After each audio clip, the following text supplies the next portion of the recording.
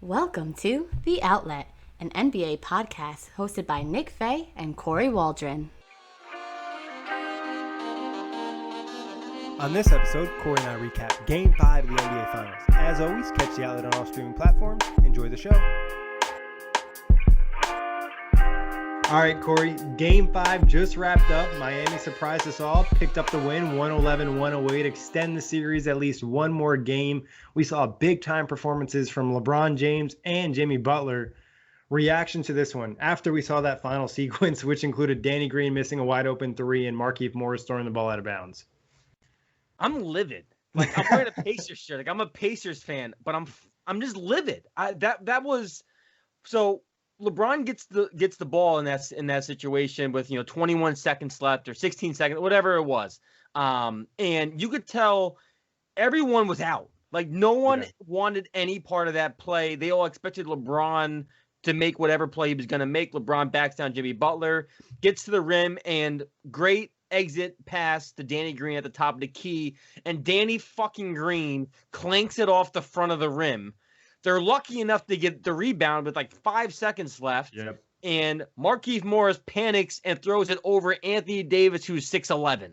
Yeah. Wow. Absolute mind-blowing sequence to end the game for the Lakers. I don't know, really now wasted LeBron James performance. Like, this was the best LeBron James I thought since like 2018 Game 1 LeBron. Like, he was that dominant in literally controlling all aspects of the game. It felt like he turned back the clock. He was tremendous tonight. You could tell he wanted to end it. He was hitting his three-pointers at will. It was just fantastic, and it sucks because Davis got banged up, and that heel injury now, that could be the series now. Like, we're talking about there's 2 games left in this series, and I don't know, Nick, how do you feel about Anthony Davis's heel? Because I have no way of thinking or feeling that he's going to be near like even 80% the rest of this game with how he's been walking around for the last 2 quarters. Yeah, I think there's definitely some concern with Anthony Davis. Like you said, after he had that heel contusion, a lot of people thought maybe it was an Achilles or something because he was in that much pain laying on the ground.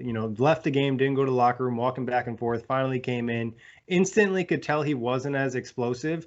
But then when you saw him collide with KCP later in the game, it felt like that he maybe injured him even more because he just like stopped moving. And then that's where he was like doing that weird run on the court where it wasn't even like a jog or anything. It was just like he was in pain. I was actually surprised to a point where maybe you sub him out just because he wasn't moving well. But talking LeBron, like you said, 40 points, 15 to 21 from the field, 6 and 9 from 3, including 1 from way deep, 13 rebounds, 7 assists, 3 steals. And he was just getting to his spots at will. Like, he was forcing them to play him and double team him. And that's why Danny Green got that shot. And just touching on that possession, like you said, Green had the wide open 3, hit the front of the rim, not pretty. Markieff Morris just kind of freaks out, throws it over AD's head. But even the possession before, like, LeBron gets screened by Jay Crowder and no one recovers for Jimmy Butler. AD's forced to foul him at the rim. The last couple of possessions from the Lakers definitely could have been better. And even throughout the game, they just didn't play with the same tenacity and aggressiveness and just like, that will that the Heat had in this one. I mean, their defense was dreadful. I mean, they gave up 88 points through 3 quarters. That's not good Lakers defense. And obviously, it matters when your best, arguably your best defender, second place defensive player of the year, and Anthony Davis isn't 100% and isn't out there. It 100% matters because you could tell the Heat, the minute Anthony Davis got hurt, they started attacking the rim. They started, in and out. Duncan Robinson was really good tonight for them as well. And, we have to give a shout out to Jimmy Butler because, once again, the Heat needed a big-time Jimmy Butler performance, and he drops, once again, another triple-double. It was him versus LeBron the final, 3.5 to 4 minutes of this game, going back and forth, exchanging buckets, getting to the rim. It felt like a 90s throwback game for a little bit there by people, attacking the rim. So Jimmy Butler, shout out to him. And I had a tweet about this. This reminded me a little bit of, like, how the Knicks wore all black against the Celtics, how the Wizards wore all black against the Celtics, how Isaiah Thomas and the Celtics wore all black against the Wizards. And it felt like kind of like the Lakers, never works. The Lakers are wearing all black in honor of Kobe to get the win tonight to close out in the Kobe jerseys. And it just feels like those kind of moments, like the other teams, like, you assholes, like, you think you're going to just like wear these, jerseys and you're going to like just win it. Like, no. And of course, like, I play into it. I was tweeting Lakers, it's over tonight, guys. It's over in 5. That Thanos meme I keep posting. Now it's dead. The Lakers have to win now in 6 or 7. Great response by the Heat. And now who knows? It's just like anybody's series, in my opinion, now because of the Davis injury. Yeah, and just talking Jimmy Butler a bit, he held his own against LeBron James, which not many people can do, especially in this final setting.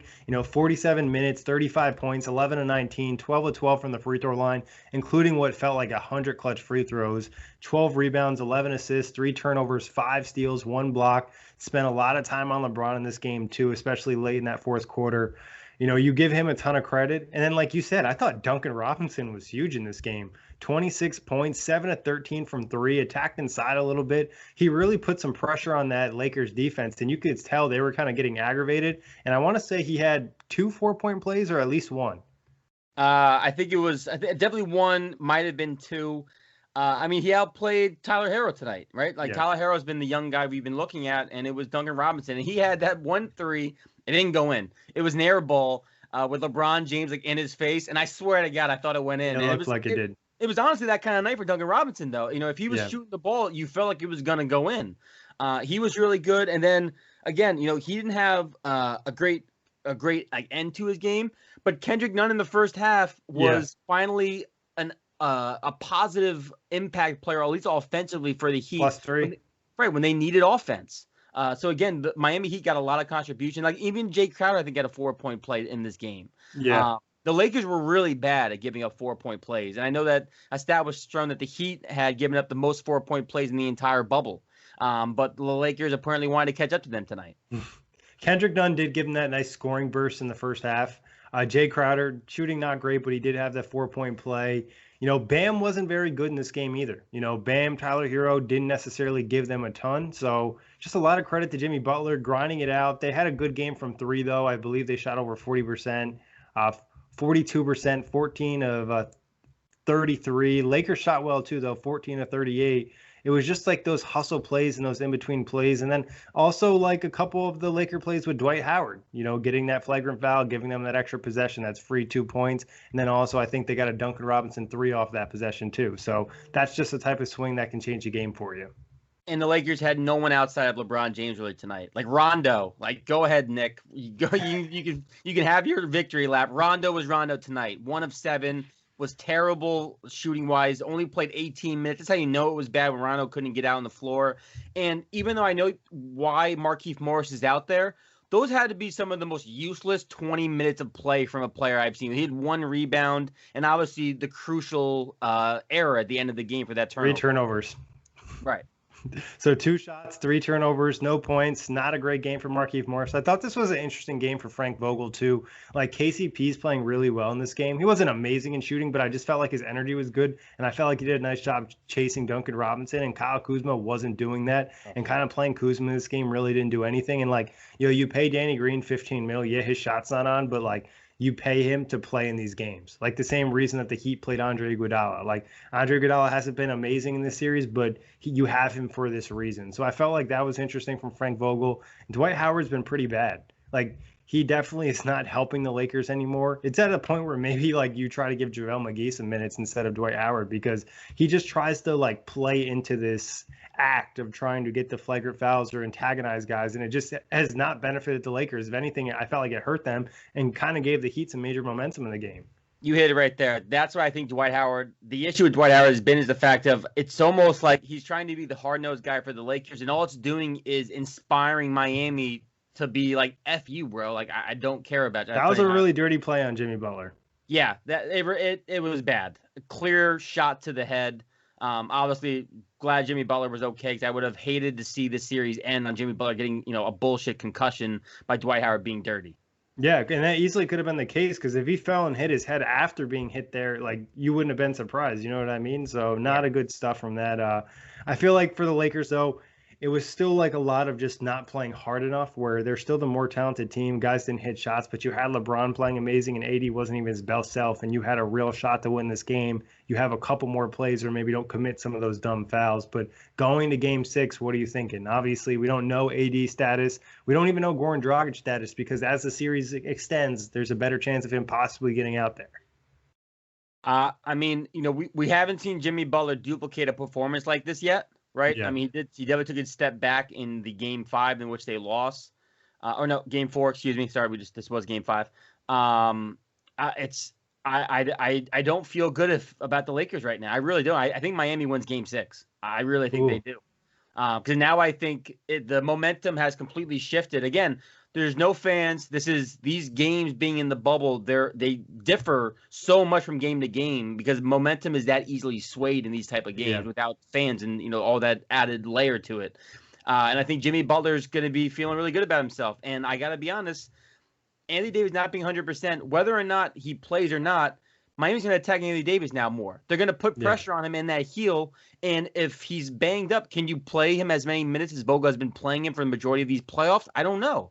So the Davis stuff is the biggest question mark. And then, God forbid Goran Dragic plays, the Lakers are in real trouble because outside of LeBron James and Davis, there still hasn't been that much offense. And KCP's been your third best player. And who are you going to rely on? Kuzma, Danny Green? I don't know, man.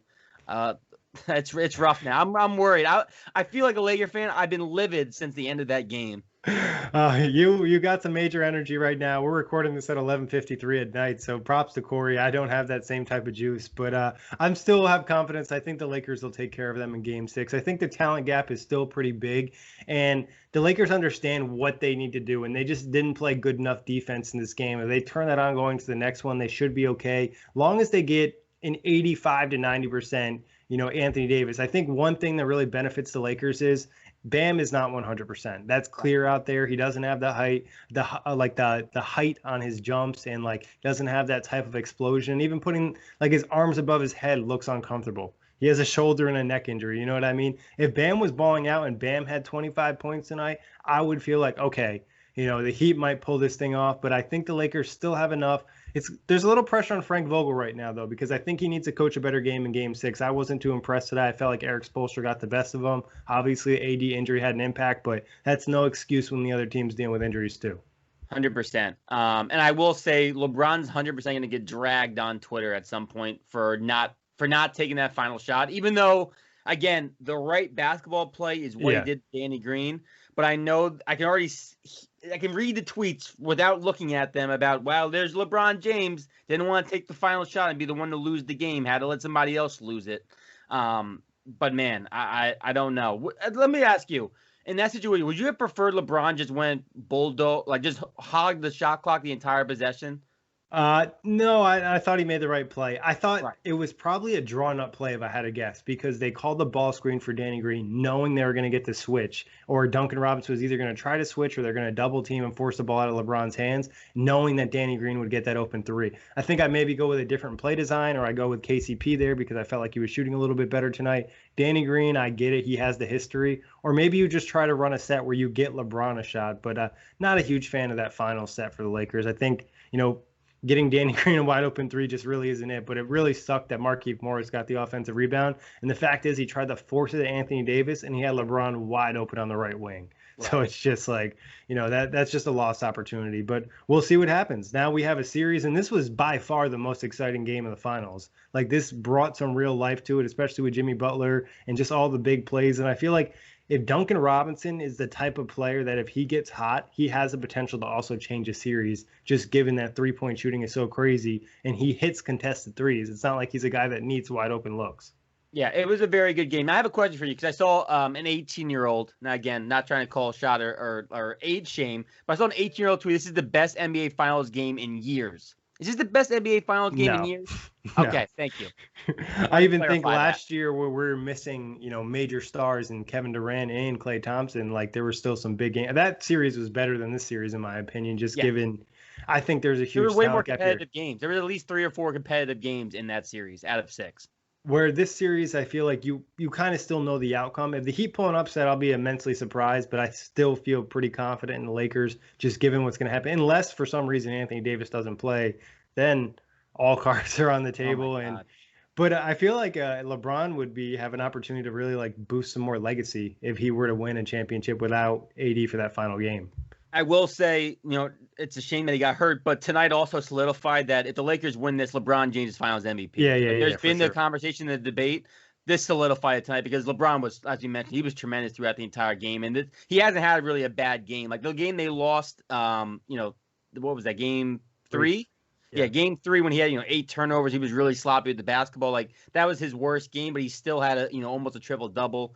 So for me, he'd definitely be the Finals MVP regardless. Now. Yeah, I think that conversation, even after a bad game 3, I felt like it ended after game 2 because AD was even worse, and he just has these stretches where he's not aggressive, and like part of being great is staying on the court and being healthy. LeBron's had some great luck with that. It just feels like Anthony Davis has the worst luck, and he always has some minor type of tweak that's preventing him from being the best version of himself. But Kory, we'll see what happens in game 6. Obviously, catch the Outlet on all streaming platforms and YouTube. Peace out, Nick Lads.